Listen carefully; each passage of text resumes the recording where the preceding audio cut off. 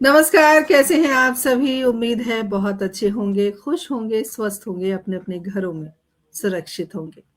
किरदार ज़िंदगी के नए पायदान के साथ आप सभी का बहुत-बहुत स्वागत, अभिनंदन करती हूँ। मैं वैभवी फिर से हाज़िर हूँ बुधवार शाम 7 बजे एक नए किरदार के साथ।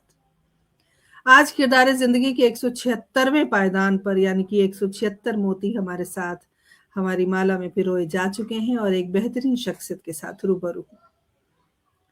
हर बार सोचते हैं कि कौन से ऐसे किरदार को लेकर आएँ जो अगले किरदार से जो पिछले किरदार हमारे रहे हैं उनसे थोड़े बेहतर हों। हालाँकि बड़ा मुश्किल होता है ये सफ़र, लेकिन हमने कोशिश की है कि कुछ न कुछ नया, कुछ न कुछ अलग आप सभी के समक्ष ज़रूर लेकर आएँ।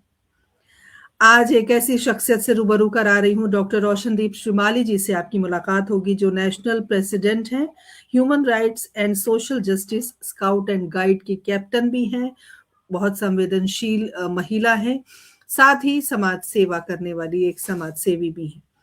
हाल ही में उन्हें राष्ट्रीय मानवाधिकार समन्वयक पद पर मनोनीत किया गया है, जिसकी हम सब उनको शुभेच्छा देते हैं, बहुत-बहुत शुभकामनाएँ प्रेषित करते हैं।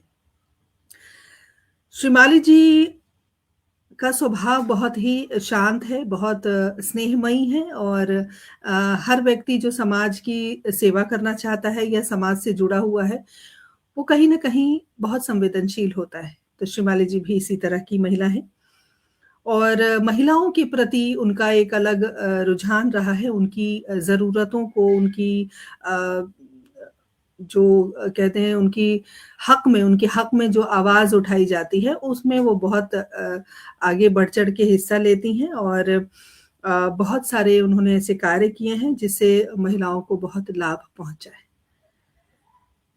बहुत वर्षों से लगातार रोशनदीप श्रीमाली जी डॉक्टर रोशनदीप श्रीमाली जी काम करती आई हैं, समाज के प्रति उनका जो एक रवैया रहा है, बहुत ही अ, मिलनसार व्यक्तित्व की धनी और मुझे लगता है कि जो भी समाज से जुड़ा हुआ व्यक्ति होता है या जो समाज की सेवा करना चाहता है या जो समाज की मुख्य धारा से हर उस व्यक्ति को जोड़ने की कोशिश करता है जो कहीं न कहीं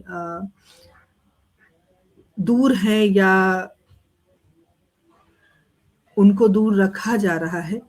तो श्रीमाली जी जैसे व्यक्तित्व कहीं न कहीं आ ही जाते हैं सामने और हर उस व्यक्ति के लिए कुछ न कुछ करने की कोशिश करती हैं। तो स्काउट एंड गाइड का जो एक सफ़र रहा है, उनका बहुत ही शानदार रहा है, बहुत लंबा सफ़र रहा है। उनके बारे में हम और भी बहुत सारी बातें जानेंगे, उनसे रूबरू होते हैं और उनके क्रियाकलापों के बारे में हम बातचीत करते हैं। 1 घंटा व्यक्ति से व्यक्तित्व की ओर। कोशिश है, हालाँकि बहुत मुश्किल काम है लेकिन हम कोशिश करते रहते हैं। हमारे साथ रोशनी रहेजा जुड़ गई हैं, बहुत-बहुत अभिनंदन। रोशनी रहेजा एक ऐसी व्यक्तित्व हैं जो हमारे किरदार ज़िंदगी का हिस्सा भी रह चुकी हैं और सुखमनी सेवा ट्रस्ट के माध्यम से उन्होंने एक मिसाल कायम की है, तो हम उनका भी अभिनंदन करते हैं और आदरणीय डॉक्टर पुष्पलता तनेजा जी जुड़ गई हैं हमेशा की तरह सबसे पहले तो बहुत-बहुत स्वागत करती हूँ। चलिए बिना किसी विलंब के डॉक्टर रोशनदीप श्रीमाली जी से बातचीत करते हैं और उनके जो ये सफ़र रहा है उनका कितना संघर्षमय रहा है, कितना आसान रहा है, क्या कुछ सहा उन्होंने और किसी के लिए यदि हम एक कदम बढ़ाते हैं तो उसके पीछे का जो संघर्ष होता है या उसके पीछे की उपलब्धि या उसके पीछे कितने लोग आपके साथ हैं, उन तमाम बातों पर बातचीत करते हैं। तो चलिए श्रीमाली जी से मुलाकात करते हैं। रोशनदीप जी बहुत-बहुत स्वागत करती हूँ, अभिनंदन करती हूँ, हमारे इस कार्यक्रम में आप आए, आपका बहुत स्वागत है। धन्यवाद बेबी जी। सबसे पहले तो मैं आपका आभार व्यक्त करती हूँ कि आपने मुझे अपने इस चैनल में आने का मौका दिया, ताकि हम बता सकें कि हमारे जो कार्य है समाज सेवा के क्या है और कैसे हैं और क्या-क्या हमने संघर्ष किए। तो सबसे पहले तो मैं आभार आपका व्यक्त करती हूँ। Thank you. बहुत-बहुत आपका स्वागत, अभिनंदन है और हमारे साथ आदरणीय प्रदीप गौतम जी जुड़ गए हैं, बहुत-बहुत अभिनंदन करती हूँ, स्वागत करती हूँ। आप सभी से यही गुज़ारिश करती हूँ कि हमारे साथ बने रहें, जुड़े रहें और इस कार्यक्रम को शेयर करते रहें। शिवाली जी सबसे पहले तो हम जब भी कार्यक्रम की शुरुआत करते हैं, तो हम चाहते हैं कि जो किरदार हमारे साथ जुड़े हैं, वो अपने परिवार के बारे में हमसे बात करें। तो मैं जी। चाहूँगी कि आप अपने परिवार के बारे में हमें कुछ बताएँ, उसके बाद हम इस कार्यक्रम को आगे लेकर चलेंगे। जी, बिल्कुल जी। मैं अपने परिवार के बारे में बताऊँ तो मेरा एक छोटा-सा एक परिवार है जिसमें मेरे एक लड़का है, एक लड़की है और मेरे हस्बैंड है। हस्बैंड भी मेरे बहुत अच्छे साहित्यकार हैं, जिनका हमेशा से साहित्य और लेखन में रुचि रही है। और मेरी भी जो बेटी है, वो जब जब 7 साल की थी तो उसको थोड़ी-सी बहुत सारी परेशानियाँ हुई, मेडिकली परेशानियाँ अभी भी चल रही है। तो मेरे लिए ये जो काम करना था, मैं बाद में बताऊँगी कितना मुश्किल रहा भरा हुआ। लेकिन कहते हैं ना कोई नेक कार्य करो और एक अच्छी सोच के साथ आगे बढ़ो तो भगवान भी आपका साथ देता है। तो उस को और मेरी राह को और आसान कर दिया उन मुसीबतों ने भी, मैं घबराई नहीं। और मेरा एक बेटा है जो अभी लास्ट ईयर फाइनल बीए कर चुका है और आगे के लिए वो अपन पढ़ाई जारी रख रहा है। जी, बहुत इसके अच्छी बात है और आपकी एक बात से मुझे बड़ी हँसी आई थोड़ी ज़्यादा हँसी आई कि आपने कहा मेरे एक पति हैं, सबके एक ही पति होते हैं। खैर कहने का मतलब अ, है कि मैम देखिए मतलब मेरा जी, एक बिल्कुल, पति बिल्कुल। है। बिल्कुल, हम आपकी हाँ, भावनाओं की कदर करते हैं, हम समझ गए आप क्या कहना चाहती हैं। बहुत अच्छा परिवार है आपका और सबसे पहले तो हम ये जानना चाहेंगे कि स्काउट एंड गाइड की आप कैप्टन रही हैं, अभी भी हैं और स्काउट एंड गाइड को ही क्यों चुना आपने?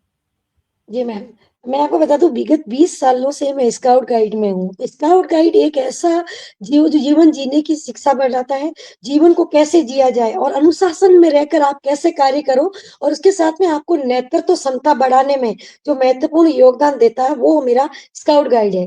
तो मैं स्काउट गाइड 2005 से जुड़ी हुई हूँ। जब 2005 में मैं फर्स्ट टाइम जब स्काउट गाइड में आई, तो मुझे ये लगा कि रियल में अगर जीवन को जीना है और सही तरीके से विषम परिस्थितियों में भी अगर आपको कुछ कार्य करना है तो स्काउट गाइड होना बहुत ज़रूरी है। तो वहाँ से मैंने नेतृत्व की क्षमता को सीखा कि मेरा नेतृत्व डेवलपमेंट वहीं से हुआ। मुझे बोलने की जो अभिव्यक्ति मिली वो मेरे स्काउट गाइड की वज़ह से मिली और बहुत सारे ऐसे हैं जहाँ मैं निडर होकर कार्य कर सकी, वो स्काउट गाइड की वज़ह से। क्योंकि स्काउट गाइड में जब हम जाते हैं बेबी जी, तो वहाँ पर आपको वो कोई सुविधा नहीं दी जाती है। सिर्फ़ और सिर्फ़ एक जंगल होता है और जंगल में ही आपको कैंपिंग करके रहना पड़ता है। तो उस दौरान हम ये सोचते कम सीमित संसाधनों में आप कैसे रहे? तो वहाँ पर हम रहते हैं और उसके साथ में ही आपको वहाँ बोलने की अभिव्यक्ति होती है और इस तरह से तमाम कई चीज़ें हैं जो मेरे को स्काउट गाइड से आगे बढ़ने को मौका मिला। मैं राष्ट्रीय और अंतर्राष्ट्रीय स्तर पर भी अपने राजस्थान और भारत का नेतृत्व कर चुकी हूँ स्काउट गाइड में। मैं नेपाल में भी एक बार 2011 में गई थी जहाँ मैंने भारत का नेतृत्व किया। उसके बाद मेरा थाईलैंड जाने का भी मौका मिला और राष्ट्रीय जम्बूरी में मैं बहुत सारी जगह गई हूँ, हैदराबाद से लेके अहमदाबाद और अभी फिलहाल ही हमारे राजस्थान में हुई थी रोहित पाली में जो काफ़ी चर्चा का विषय रहा। उसमें अब महामहिम राष्ट्रपति मैम भी आई थी। तो इस तरह से हमारा ये स्काउट गाइड से मेरा शुरू से लगाव है और मैं अंत समय तक ये इससे जुड़ी रहूँगी, क्योंकि इससे मुझे बहुत कुछ सीखने को मिला। रोशनदीप जी जहाँ तक हमें पता है कि हम स्कूल से स्काउट एंड गाइड में जुड़ सकते हैं क्योंकि स्कूल में एनसीसी जी, और स्काउट एंड गाइड ये 2 जी, कोर्सेज़ होते थे, हमारे समय में भी होते थे और जो बच्चे स्काउट में जाना चाहते थे, वहाँ जाते थे, जो एनसीसी में क्योंकि मैं एनसीसी की कैडेट रह चुकी हूँ, तो मुझे पता है इसके बारे में। लेकिन मैं जानना चाहती हूँ कि आप किस उम्र में थीं जब आपने स्काउट को चुना और किस उम्र की महिलाएँ या किस उम्र के लोग स्काउट गाइड को चुन सकते हैं और इस क्षेत्र में जा सकते हैं? जी। बहुत ही अच्छा क्वेश्चन मैम। जैसा कि स्काउट गाइड में मैं आपको बता दूँ कि सबसे पहले हमारा कब बुलबुल होता है। जो कब बुलबुल होता है वो 5 से लेके 7-8 साल के जो बच्चे होते हैं उनको जोड़ सकते हैं। फिर उसके बाद में 8 साल से लेके 16 साल के जो बच्चे होते हैं वो लड़के या लड़की गाइड और स्काउट होते हैं। उसके बाद 16 साल के बाद में कॉलेज तक रोवर और रेंजर्स होते हैं। रोवर्स बॉयज़ के लिए होता है, रेंजर्स गर्ल्स के लिए होता है। इसी तरह गाइड गर्ल्स के लिए और स्काउट बॉयज़ के लिए होता है। कब बॉयज़ के लिए होता है और बुलबुल गर्ल्स के लिए होता है। तो ये उम्र होती है स्कूल में जुड़ने की। लेकिन चूँकि मैं मेरे कुछ परिस्थितियों की वजह से मैं स्कूल टाइम में नहीं जुड़ सकी। तो एक बार का मैं क्या बताता हूँ, मैं जब 2005 की फर्स्ट पोस्टिंग थी, मैं आरपीएससी क्लियर करके हवा लोहाट में लगी थी, लोहावट में। तो उस दौरान मेरे को एक बार गाड़ी में अप डाउन कर रही थी, शनिवार का छुट्टी मतलब करने के बाद छुट्टी के बाद में मैं घर जा रही थी, संडे को जोधपुर के लिए। तो रास्ते में ही मेरे को एक स्काउट मैम मिली थी, सीओ गाइड हमारी थी जोधपुर की सुयश लोढ़ा। तो वो मेरे को देखिए तो थोड़ा-सा अपन कहते हैं ना जाते हैं शुरुआत में तो थोड़ा अच्छे से ही जाते थे, तो मैं एकदम स्मार्टली स्कूल जाती थी क्योंकि जब मेरा ये मानना था कि जब आप स्मार्ट होकर स्कूल जाएँगे तो बच्चे भी आपसे कुछ न कुछ सीखेंगे। तो मैं ऐसे जाती हूँ, मैम ने मेरे को पूछा कि मैम आप कहाँ से हैं, क्या है? तो मैंने अपना परिचय उसी दौरान सफ़र के दौरान दिया। मैंने बताया मैं इस स्कूल में हूँ और अभी नई-नई लगी हूँ। तो बोला आप स्कूल में हैं तो पहले कभी स्काउट गाइड किया? मैंने कहा नहीं मैम। तो उन्होंने मुझे फर्स्ट मौका मैम दिया था as a secretary. Mount Abu हमारे राजस्थान में एक बहुत अच्छी जगह है, वहाँ पर मुझे भेजा गया तो वहाँ से मैंने ये जीवन की शुरुआत की और स्काउट गाइड से जुड़ी। तब से मैंने अपने बच्चों को भी यही कहा कि बच्चे शुरुआत रहते अगर आप जुड़ते हैं, तो बहुत कुछ इससे सीखते हैं और आगे आज जैसे मेरे स्कूल के बच्चे हैं, उनको मैं स्काउट गाइड में कहीं ले जाती हूँ, तो ग्रामीण जीवन शैली जीने वाले बच्चे भी अगर स्काउट गाइड में जीते तो उनके पेरेंट्स आकर कहते हैं कि मैडम आप जब हमें लेके गए थे, तो बहुत कुछ अलग थे और जब वापस लेके आते हो तो बच्चा एकदम परिपक्व होके आ जाता है। मतलब बच्चे में एकदम चेंजेस आ जाता है मैडम। बिल्कुल जी, मैं बता दूँ जो क्लास में बच्चा बोल नहीं सकता है, हमारे इतने हद तक प्रयास करने के बाद में, लेकिन जब वो स्काउट गाइड में जाता है, तो उस परिस्थिति में पता नहीं भगवान जाने ऐसा क्या होता है हमारे स्काउट गाइड में कि वो बच्चा सब कुछ बोलने लगता है और उसमें समाज सेवा की से भावना आती है क्योंकि समाज सेवा हमारा पहला कर्तव्य होता है। तो हमारा पहला कर्तव्य ये था देश के लिए जिए, समाज के लिए जिए, खुद जिए तो क्या जिए। तो हम यही परिपाटी बनाते तो बच्चे में एक भाव प्रकट होता है और वो बच्चा घर आकर एक नई जीवन जीने की शुरुआत करता है और भविष्य में वो एजुकेशन में भी आगे बढ़ता है। इस तरह से ये स्काउट गाइड मेरे लिए सहयोगी रही है। जी, बहुत अच्छी जानकारी आपने दी है और बहुत स्फूर्ति के साथ आपके साथ जो बातचीत चल रही है, दिलराम भारद्वाज जी हमसे जुड़ गए हैं, अभिनंदन, स्वागत। और संगीता चौहान जी जुड़ गई हैं, स्वागत, अभिनंदन करती हूँ। नीलम पोद्दार जी हमारे साथ जुड़ी हैं, बहुत-बहुत स्वागत, अभिनंदन। संगीता चौहान जी लिखती हैं कि स्काउट गाइड वास्तव में बहुत कुछ सिखाता है, बिल्कुल सही कहा आपने। और दिलराम भारद्वाज जी आपका पुनः अभिनंदन, स्वागत और बहुत खूबसूरत जगह से आप जुड़ते हैं, तो मुझे बड़ी खुशी होती है आपका अभिनंदन करने में। तो आप सभी का बहुत-बहुत स्वागत करती हूँ, हमारे साथ इसी प्रकार बने रहें, जुड़े रहें। रोशनदीप जी, बिल्कुल सही कहा आपने, जीवन जीने का एक सलीका होता है, जीवन जीने की एक शैली होती है और आपको कोई भी चाहे स्काउट गाइड हो, एनसीसी हो या हम पढ़ते हैं, लिखते हैं, हर क्षेत्र में हमको एक अनुशासन में रहना होता है और हमको वैसे ही जीवन जीना होता है, ये बहुत अच्छी बात है। और इस तरह से आप जब आगे बढ़ते हो तो जब आप अनुशासित होते हो तो आपको लगता है या समाज को आप कुछ दे पाओगे क्योंकि जब हम अनुशासन में होते हैं तो हमारा एक अलग नज़रिया होता है हर चीज़ को देखने का, सुबह उठने से लेके रात को सोने तक का एक एक हमारा जो हमारी रूटीन होती है, दिनचर्या होती है जो बहुत इम्पोर्टेंट है, बहुत ज़रूरी है। हमारे साथ जियाउर रहमान जाफ़री जी जुड़ गए हैं, अभिनंदन करती हूँ। मैंने देखा आप जहाँ बैठी हैं रोशनदीप जी, आपके पीछे बहुत सारी पुस्तकें मुझे दिखाई दे रही हैं। ये तो मैम पुस्तकों का बड़ा शौक है मुझे लग रहा है आपको।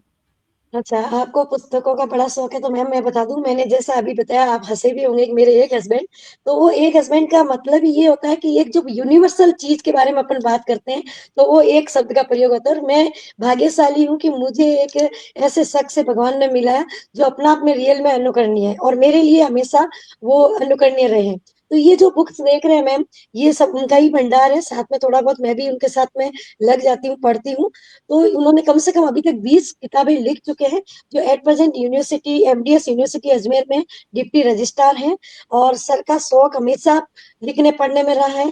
तो वो एनी टाइम मैम लिखते हैं, पढ़ते हैं और बस मेरा इतना ही सही है कि मैं उनको सपोर्ट करती हूँ। कहते हैं ना कि एक जब आदमी सक्सेस होता है तो उसके पीछे एक औरत का हाथ होता है, लेकिन मेरी सोच कुछ अलग है। मेरा सोच मानना ये है कि जब एक औरत सक्सेस होती है तो उसके पीछे कहीं ना कहीं एक आदमी का सपोर्ट होता है, चाहे वो मित्र के रूप में हो, चाहे एक फ्रेंड के रूप में हो या चाहे अपने पति हस्बैंड के रूप में हो या बेटे के रूप में क्यों ना हो। तो जब हम यहाँ ये सक्सेस इसलिए हुए मैम कि कहीं ना कहीं अपना इनका योगदान सराहनीय रहा है।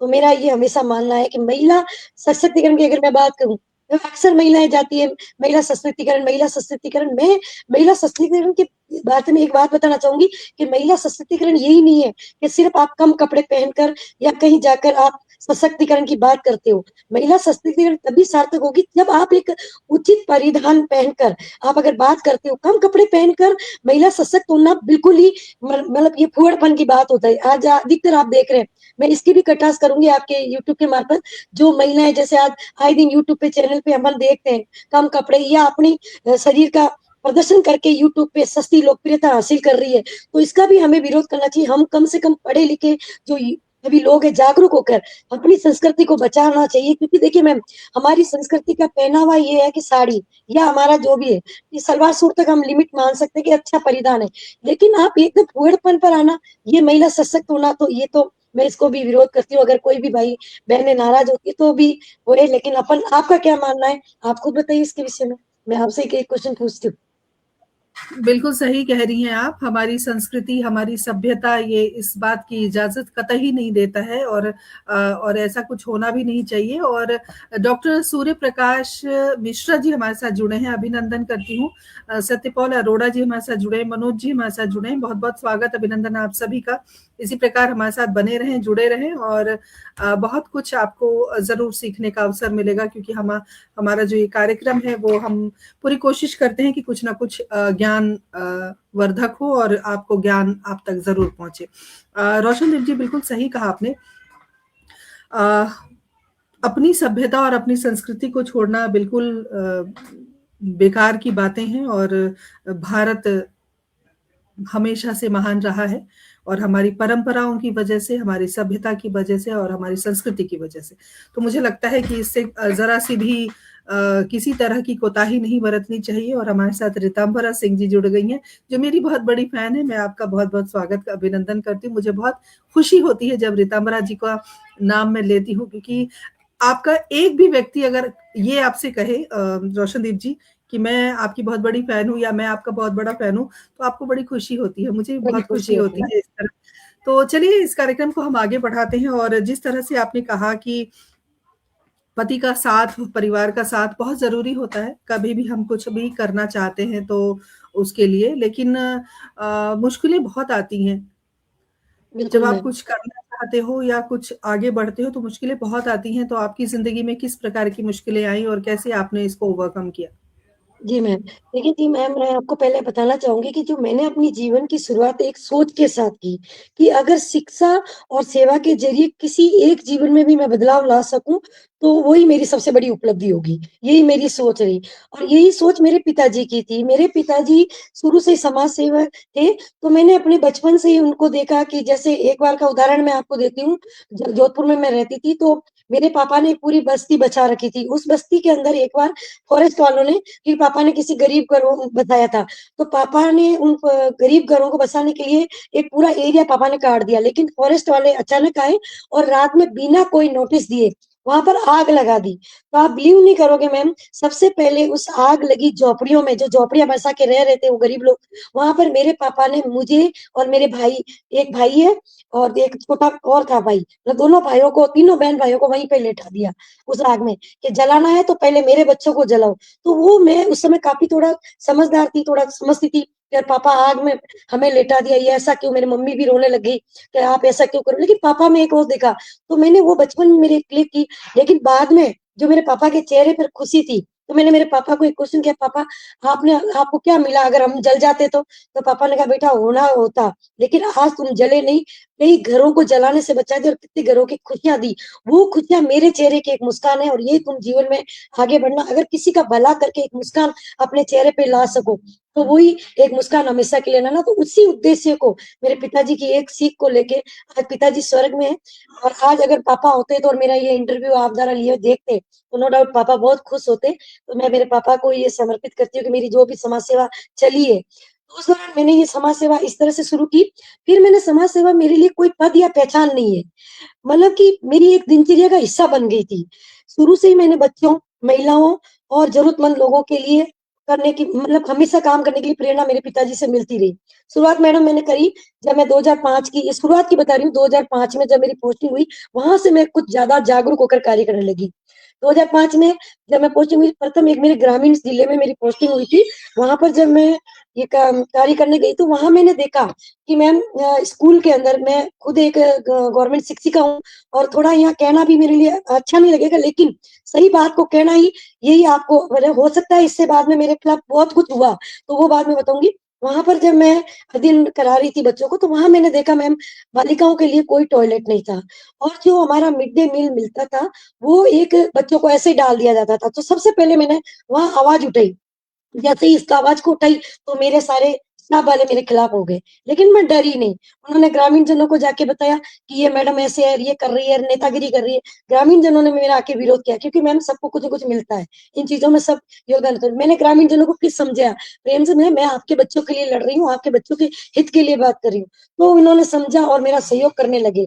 वहीं पर बालिका शिक्षा को बढ़ावा देने के लिए मैं घर-घर जाती, बालिकाओं को लेके आती, जो ज़रूरतमंद बच्चियाँ थी, उनके लिए मैंने चाहे कुछ भी करना पड़े, मैं रात भर किसी काम भी करना पड़े तो मैंने वहाँ मैम स्कूल में रुक-रुक के कार्य किया। वहाँ से मेरा जुनून बढ़ता रहा। उसके साथ ही वहाँ पर मेरे साथ एक घटना घटी थी, जो मैं आपको यहाँ बताना चाहूँगी। मैं एक बच्ची मेरी गुड़िया 2005 में हुई थी और ये मेरे लिए एक लक्ष्मी का स्वरूप ही है मेरी गुड़िया। जैसे इधर मेरी गुड़िया हुई और मेरा जॉइनिंग लेटर हुआ और उसके बाद में मैं जैसे ही स्कूल गई, तो वहाँ पर एक अधिकारी हुआ करते थे, अब नाम बताना यहाँ उचित नहीं रहेगा।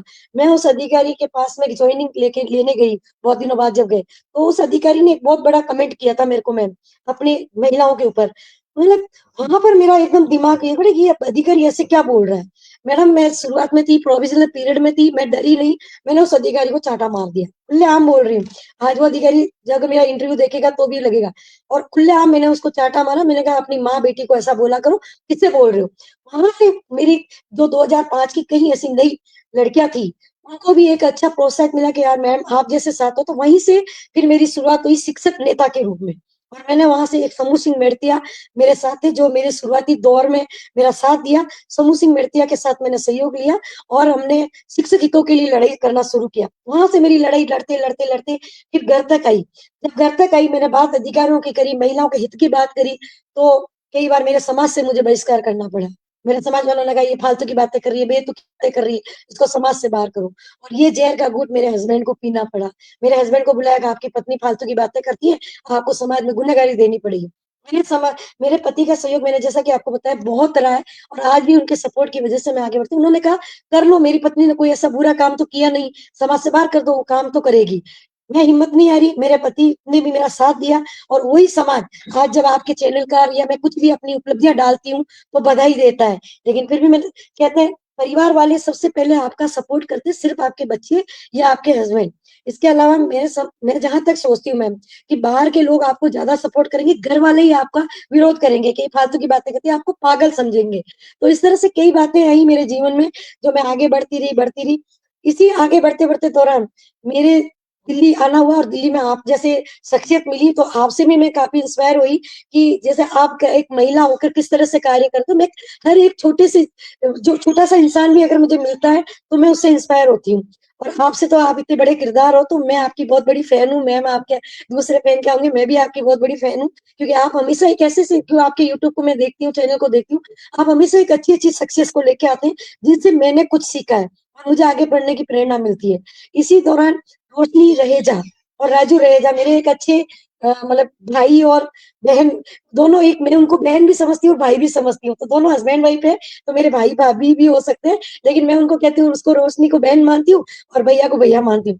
उन्होंने जो एक मुझे नेक कार्य के लिए प्रेरित किया, उसके लिए मैं सुमनी सेवा ट्रस्ट का भी आभारी रहूँगी कि वो इतना अच्छा एक कार्य कर रहे हैं लावारिस हस्तियों का। तो उनकी इसी वजह से मैंने जब यहाँ पर बात करी मेरे राजस्थान में, तो राजस्थान के अंदर भी उन लोगों की इतनी प्रेरणा आज है ना मतलब ज़बरदस्त क्रेज़ मिलना कि हमारी हस्तियाँ यहाँ पर भी काफ़ी इंतज़ार कर रही है उनकी, ताकि वो ले जाके रोशनी रहेजा और राजू भैया जब भी यहाँ पर आएँगे, तो उन हस्तियों का विसर्जन भी उनके मार्फत हम हरिद्वार में करेंगे। तो इस तरह से काफ़ी लोग मेरे साथ जुड़ते रहे मैम। और इसी दौरान आपको एक क्रेज़ बता दूँ कोरोना काल का आया था। कोरोना काल का जो 2018 का जो आया था, उस दौरान मैम शुरुआत में मेरे को यूँ लगा कि ये क्या हो गया, कैसे हो गया? लेकिन मैं गवर्नमेंट कर्मचारी थी, तो मेरी वहाँ पे ड्यूटी भी आई। ड्यूटी भी आई तो मैं वहाँ पर जो हमारी क्वारंटाइन होते थे, उनके घर के बाहर मुझे निगरानी करनी होती थी। तो मैंने कहा ये सरकारी आदेश है, निगरानी तो वैसे ही करनी है। कई लोगों ने मेडिकल ले लिए, कई लोगों ने कई कारण से अपनी नौकरी लेस करी, लेकिन मेरे लिए खुशी का विषय था। मैंने कहा देश इतनी विकट परिस्थितियों में चल रहा है और आज आप मेडिकल दे दोगी तो क्या होगा। इस दौरान मेरे हस्बैंड ने भी थोड़ा-सा मुझे रोका था कि देख अपनी बेटी है, इंसुलिन ले रही है और ये शुगर की पेशेंट है, और अगर तू बाहर गई तो कुछ भी हो गया तो अपने घर में नुकसान हो जाएगा। तो मैंने मेरे हस्बैंड को समझाया कि देखो हो सकता है मैं एक नेक काम के लिए जा रही हूँ, आप मुझे रोकना मत। तो उन्होंने भी कहा चल कोई बात नहीं, तुम अपने हिसाब से कर लेना। मैं मैम पूरा सैनिटाइज लेके जाती थी, पूरे अपने बॉडी को सैनिटाइज करती रहती एनी टाइम, और शुरुआत में ये कर सीखी। तो वहां पर मेरे को एक लगा एक जरूरतमंद कोई परिवार था। उस जरूरतमंद परिवार ने, पता नहीं क्यों, कहते हैं ना भगवान ही उस चीज को आपको मिलाता है, तो उसने, वो लेडी मेरे पास आई और उसने कहा कि मैडम मुझे आटे की जरूरत है। मुझे इतना, वो रोते हुए, वो पीड़ा, वो असहनीय पीड़ा थी। तो मेरे लिए बड़ा ही दुखदायक था कि यार ये आटा मांग रही है। मैडम मैंने 10 कट्टे आटे तुरंत मार्केट से गई और लेके आई और उनको बांटा। जब वो 10 घरों में जब वो आटा गया और उनकी जो खुशियाँ थी, उस खुशियों से मुझे और इंस्पायर मिला, और मैंने शुरुआत करते-करते आप जैसे कुछ लोग जुड़ते रहे मेरे साथ, और उन लोगों को मैं जोड़ती रही और मेरी हेल्प करते रहे। और एक दिन समय ऐसा आया मैम, 3 क्रेज़ चले थे कोरोना काल के 20 तक, 2020 तक। उस दौरान मेरे पास इतना सेवा का मौका मिल गया कि मैं बाँटते-बाँटते परेशान हो गई, लेकिन सामान खत्म नहीं हुआ। उस दौरान इतने लोग मेरे साथ जुड़ गए थे, इतने एनजीओ मेरे साथ जुड़ गए थे, क्योंकि मेरी एक शुरुआत से, चाहे मेरे पक्षियों के लिए कुछ करना हो, कुछ भी करना हो। और उसी दौरान मेरी बेटी हो गई बीमार, हॉस्पिटल में एडमिट थी। इधर बेटी हॉस्पिटल में एडमिट, इधर मेरी एक तरफ देश पुकार रहा था, एक तरफ मेरा घर परिवार। मैं बड़ी समस्या से जूझ रही थी, मैंने कहा अब क्या करूँ? मैंने मैडम सिर्फ भगवान के सामने अपना हाथ जोड़ा और भगवान को कहा, भगवान आप मुझे ऐसी कोई राह दिखाएँ कि मैं इस राह से निकल सकूँ, क्योंकि एक तरफ मेरा देश पुकार रहा है और एक तरफ मेरा घर परिवार। मेरी बेटी भी विकट परिस्थितियों में हॉस्पिटल में एडमिट हो गई। तो मैंने उस समय भगवान से एक निवेदन किया, भगवान ने मुझे एक राह दिखाई और भगवान ने कहा बेटी तू दोनों को संतुलित करके इस राह को चुन। और मैंने देश सेवा को भी चुना और मेरी बेटी को भी बहुत सुरक्षित अच्छी रखा। बात। और इसी बहुत वजह से अच्छी बात है। बहुत मैं जी, रोशनदीप जी, बहुत भावुक क्षण और बहुत जब आप अपने परिवार के बारे में और समाज को, दोनों में से किसी एक को जब चुनना होता है, देश को या समाज को या परिवार को, तब बड़ा एक विकट परिस्थिति होती है हमारे बीच, और हम तब सोचते हैं और हमें निर्णय लेना बड़ा मुश्किल होता है कि हम क्या करें, हम किधर जाएँ। लेकिन आपने समाज सेवा को चुना, ये भी एक जिंदा-दिली की बात है। हमारे साथ राज जिंदल जी जुड़ गए हैं, बहुत-बहुत स्वागत, अभिनंदन करती हूँ। रोशनी रहेजा जी भी हमारे साथ लगातार बनी हुई हैं, रितंबरा जी भी लगातार बनी हुई हैं। मैं आप सभी को एक बात ज़रूर बताना चाहती हूँ, हमारे साथ आशा साहनी जुड़ी हुई हैं, अभिनंदन करती हूँ, बहुत-बहुत स्वागत। और आप सब, रूपचंद शास्त्री जी हमारे साथ जुड़े हैं, स्वागत, अभिनंदन।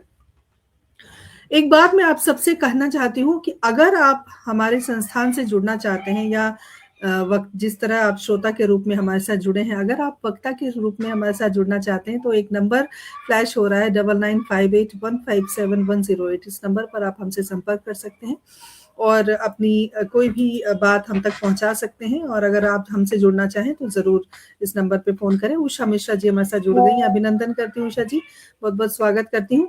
और हमारे पेज को जरूर लाइक और सब्सक्राइब करें, हमारे चैनल को, और इसी प्रकार हमारे साथ बने रहें। तो रोशनदीप जी को आप सुन रहे हैं, और रोशनदीप जी जैसे बहुत सारे किरदार हमारे साथ जुड़ चुके हैं पहले भी, और आगे भी ये सिलसिला अनवरत जारी रहेगा। माफी चाहती हूँ।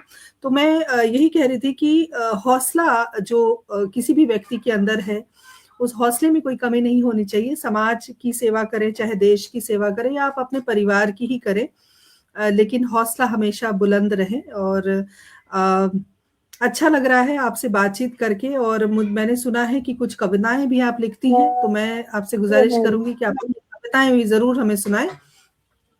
और साथ ही जी, अभी सुनाएंगी आप? मैं सुना दूंगी, आप बोले। जी, आप जब आप आपको बोले। जब लगे आप जरूर सुनाएं। हाँ। और जी, अभी सुनाना है अभी सुनाइए, बाद में सुनाना है, जब आप सुनाना चाहती हैं सुनाएं।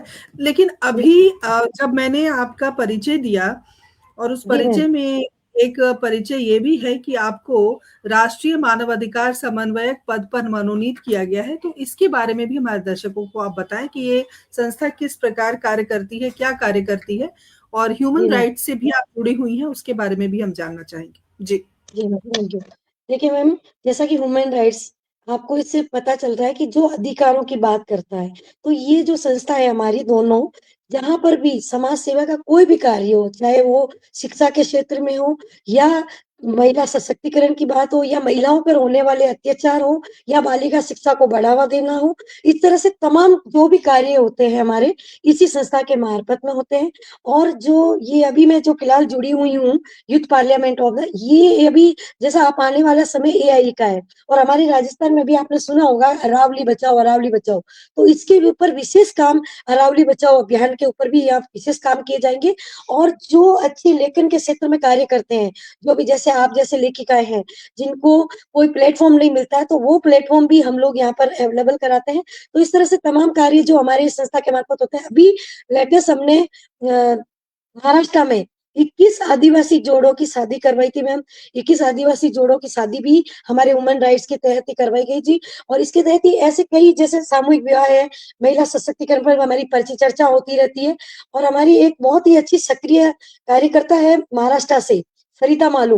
वो हमेशा बहुत ही अच्छा कार्य कर रही है, और राज्य इंडिया में भी है, लेकिन वो बहुत अग्रणी होकर कार्य कर रही है। ऐसे सक्सेस से मैं आपसे रूबरू कराऊंगी मैम, जो रियल में धरातल पर काम कर रहे हैं हमारे इसके साथ जुड़कर। तो इस तरह के कार्य जो हम इस एनजीओ के मार्फत मिलकर करते हैं।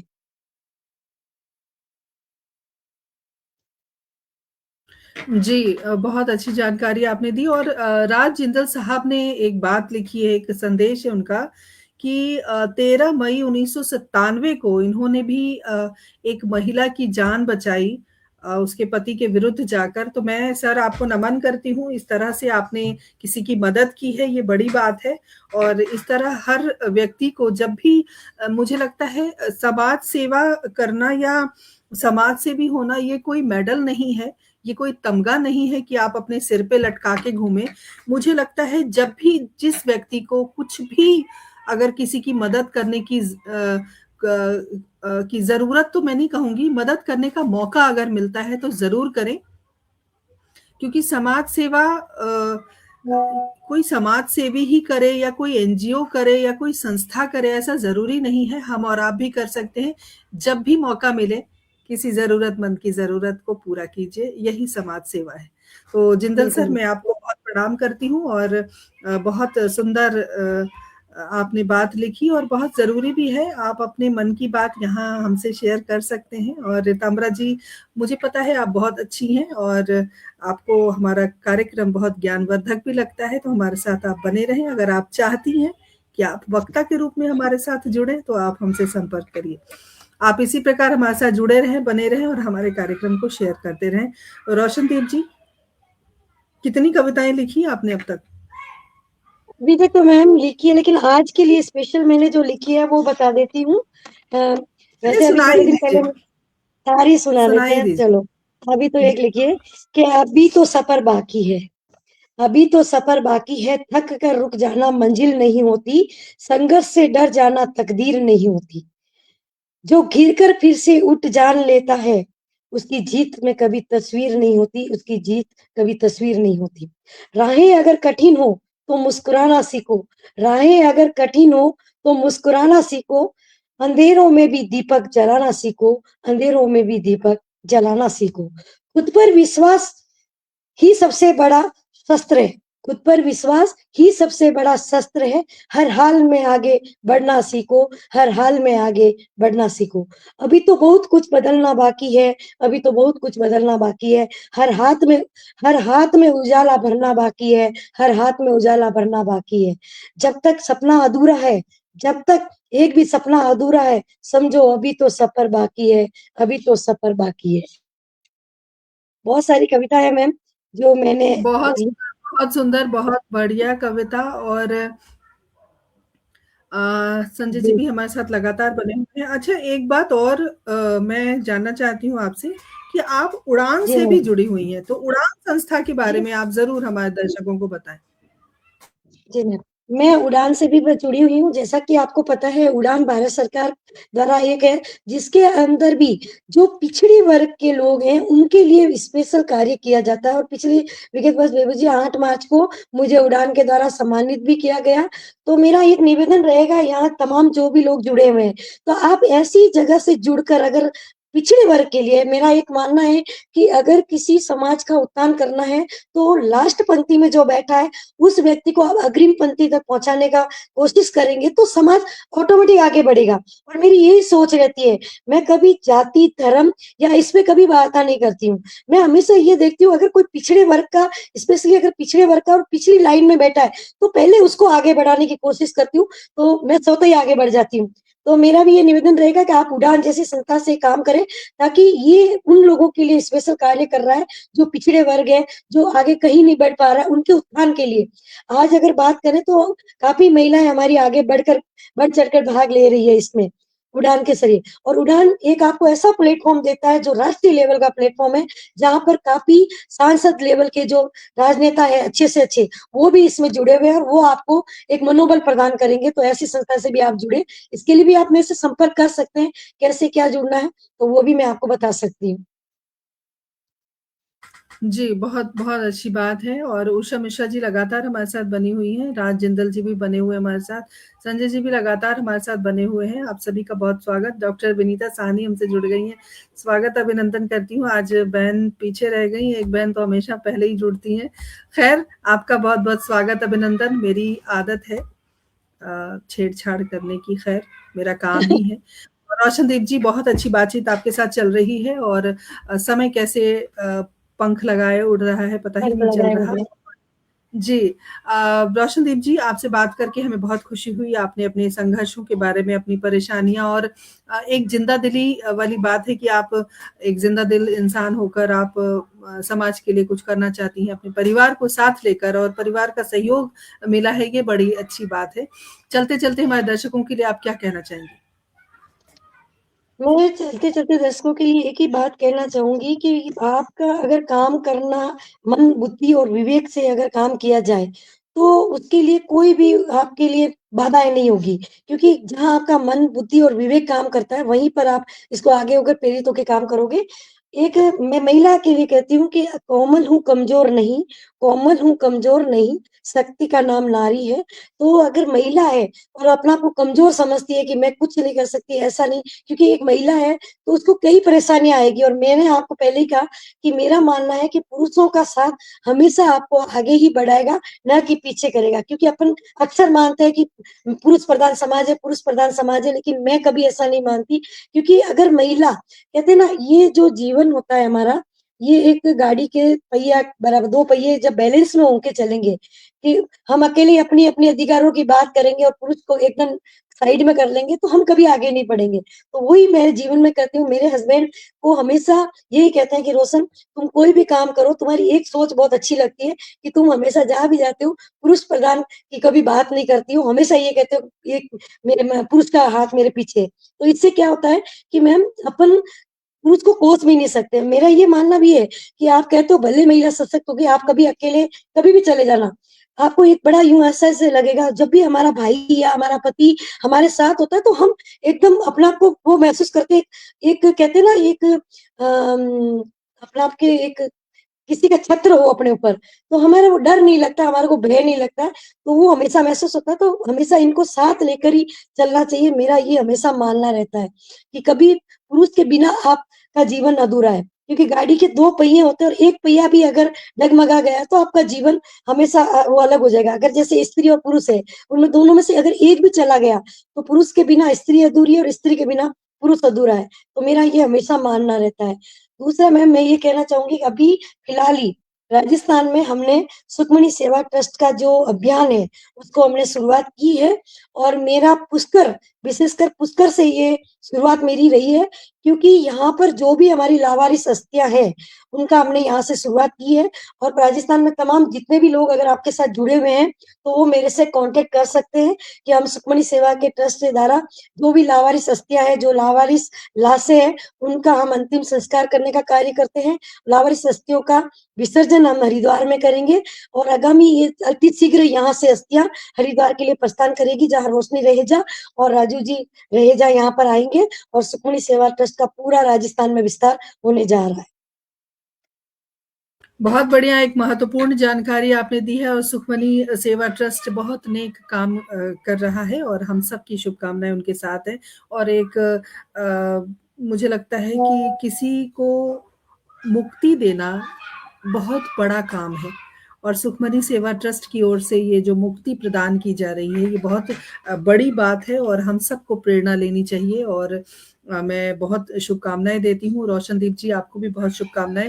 हमारे साथ आप जुड़ी, इतनी सारी आपने बातें की, इतने जिंदा दिली से हमारे साथ हमारे सवालों के जवाब भी आपने दिए और तमाम भी श्रोता दर्शक जो हमारे साथ जुड़े हुए हैं, मैं आपका भी बहुत-बहुत अभिनंदन करती हूँ, बहुत-बहुत आभार व्यक्त करती हूँ हमसे जुड़ने के लिए। अगली बार फिर किसी नए किरदार के साथ मुलाकात होगी, बुधवार शाम 7 बजे। तब तक के लिए आज्ञा दीजिए। रोशनदीप जी, पुनः आपका बहुत-बहुत आभार। थैंक अगली यू बार मैम, आपने किरदार। जी मैम बोलिए आप।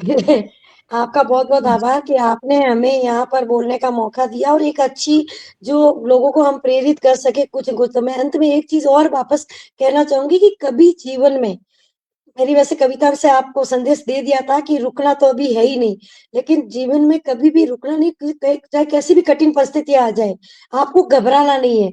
मेरा एक ही मानना है कि मेरे साथ में बहुत सारी कठिन परिस्थितियाँ आई थी, लेकिन मैं कभी घबराई नहीं। मैं धीरे-धीरे ही सही, लेकिन अपने पंखों को एक दिन ऐसी उड़ान दूँगी कि लोग याद करेंगे, क्योंकि आप एक ऐसी मिसाल बनकर खुद जिए तो क्या जिए, आप एक ऐसी मिसाल बनकर रहें कि लोग आपको हमेशा याद करें। खाली एक पहचान बनाना या पद या प्रतिष्ठा ही मेरा एक उद्देश्य नहीं रहा। मेरा हमेशा उद्देश्य ये रहा है कि मैं हमेशा लोगों के दिलों तक पहुँचूँ और लोग मुझे उस उद्देश्य, आज जैसे मैम एक बीच में मैंने बात नहीं की कि अगर रक्त की भी कहीं ज़रूरत पड़ती है, तो मैं तुरंत वहाँ जाती हूँ। मैंने अभी तक 21 बार रक्त दे चुकी हूँ कि महिलाएँ हमेशा रक्त देने से पीछे हो जाती है। तो मेरा ये भी महिलाओं से एक विशेष अनुरोध रहेगा कि रक्त देने से हमेशा बढ़ता है, कभी ये मत सोचो कि अपना रक्त कम होगा। मैंने जब रक्त मेरी पहले 8 ग्राम हीमोग्लोबिन हुआ करता था, लेकिन जैसे ही मैंने रक्त देने लगा मैडम, अभी 11 और 12 मेरा रक्त रहने लग गया। आज ये भी है कि रक्तदान सबसे बड़ा महादान है, तो इसको भी हमें करता रहना चाहिए जब तक आपकी उम्र है, जब तक आप करें, क्योंकि लाइफ कब क्या हो जाए, क्योंकि जीवन एक क्षणिक है, कुछ पता नहीं चलता है। तो इस क्षणिक जीवन में हम ऐसा काम कर जाएँ कि आने वाली पीढ़ियाँ हमें याद करें। बिल्कुल सही कहा थैंक यू मैम। आपने, बहुत-बहुत मैं आपकी आभारी हूँ और तमाम सुधी श्रोताओं का विशेष आभार। हमारे साथ इसी प्रकार बने रहें, जुड़े रहें और अगली बार फिर किसी नए किरदार के साथ मुलाकात होगी। तब तक के लिए आज्ञा दीजिए। नमस्कार, जय हिंद, जय भारत, शुभ रात्रि।